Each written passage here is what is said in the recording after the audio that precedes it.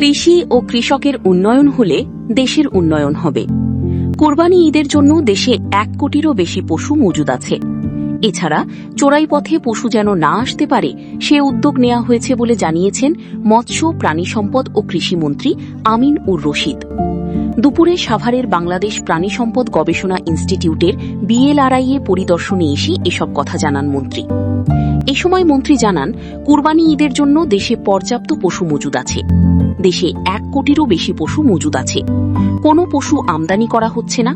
এছাড়া চোরাই পথে পশু যেন না আসতে পারে সে উদ্যোগ নেওয়া হয়েছে। এছাড়া চামড়া নিয়ে কয়েক দফা বৈঠক শেষে চামড়ার মূল্য নির্ধারণ করা হয়েছে। মন্ত্রী আরও জানান, এই সরকার কৃষক প্রেমী সরকার। সরকার কৃষক বান্ধব নানা উদ্যোগ নিয়েছেন। ঋণ মওকুফ সহ কার্ড প্রণয়নের মাধ্যমে কৃষকদের উন্নয়নে কাজ করছে সরকার। আমরা যেহেতু বিশ্বাস করি, মনে প্রাণে বিশ্বাস করি, ধারণ করি, লালন করি যে কৃষির উন্নয়ন হলে, কৃষকের উন্নয়ন হলে দেশের উন্নয়ন হবে।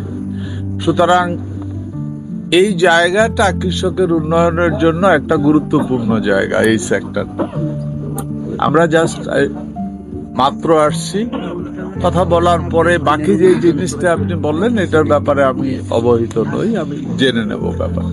বাংলাদেশে আগামী কোরবানির ঈদে যেই পরিমাণ গরু, মহিষ, ভেড়া বা ছাগলের প্রয়োজন পর্যাপ্ত পরিমাণে বাংলাদেশে আছে। শর্ট হওয়ার কোনো কারণ প্রায় পথে যেন না আসে এটার জন্য ব্যবস্থা নেওয়া হয়েছে।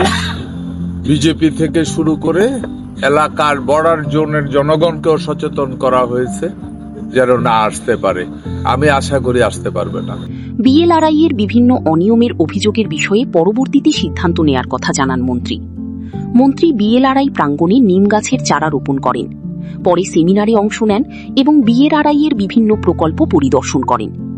এর আগে সকালে জাহাঙ্গীরনগর বিশ্ববিদ্যালয়ের পুকুরে মাছের পোনা অবমুক্ত করেন মন্ত্রী।